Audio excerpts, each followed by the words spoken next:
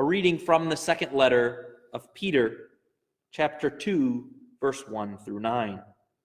There were also false prophets among the people, just as there will be false teachers among you, who will introduce destructive heresies and even deny the master who ransomed them, bringing swift destruction on themselves.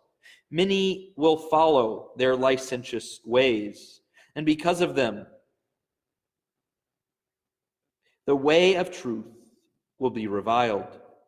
In their greed, they will exploit you with fabrications. But from of old their condemnation has not been idle, and their destruction does not sleep. For if God did not spare the angels when they sinned, but condemned them to the chains of Tartarus, and handed them over to be kept for judgment, and if he did not spare the ancient world, even though he preserved Noah, a herald of righteousness, together with 7 others, when he brought a flood upon the godless world, and if he condemned the cities of Sodom and Gomorrah to destruction, reducing them to ashes, making them an example for the godless people of what is coming, and if he rescued Lot, a righteous man oppressed by the licentious conduct of unprincipled people for day after day, that righteous man living among them was tormented in his righteous soul at the lawless deeds that he saw and heard. Then the Lord knows how to rescue the devout from trial and keep the unrighteous under punishment for the day of judgment. Peter tells us that there will be false teachers among you who will introduce destructive heresies and even deny the master who ransomed them.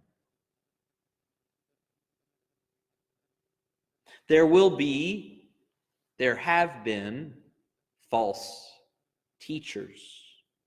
People who tell something that is false about God. They tell something that is false about the incarnation or the crucifixion or the resurrection or the ascension. And it says they do this because of licentiousness and in greed.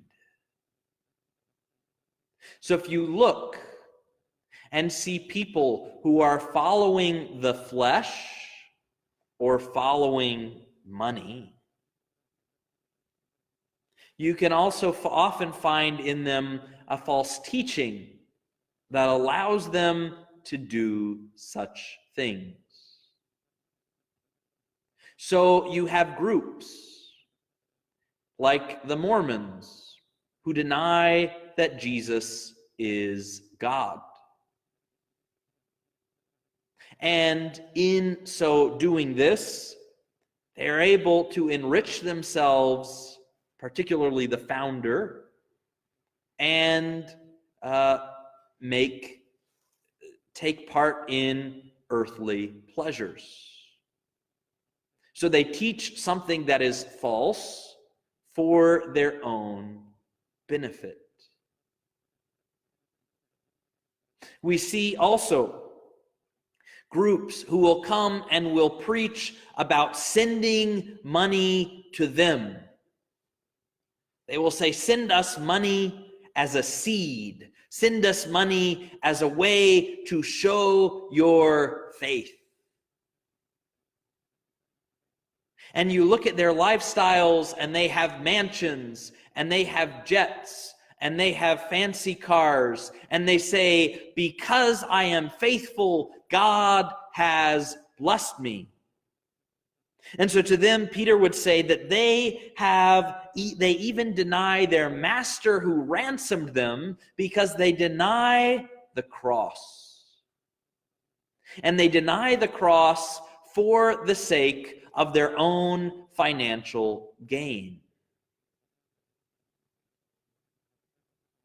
You have people who will deny truths about marriage And they will do it for the sake of their own pleasure or for the sake of their own financial gain.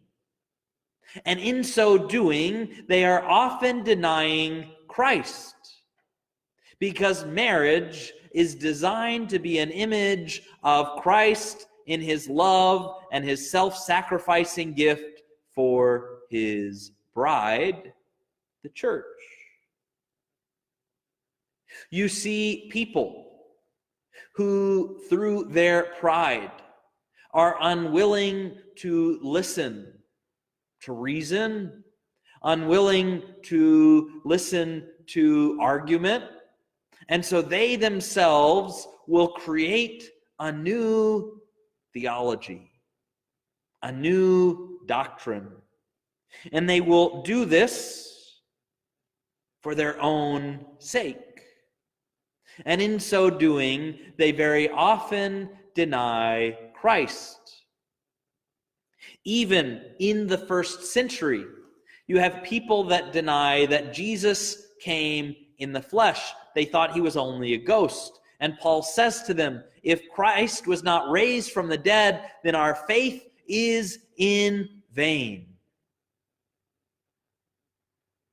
Brothers and sisters, we must be wary, wary, wary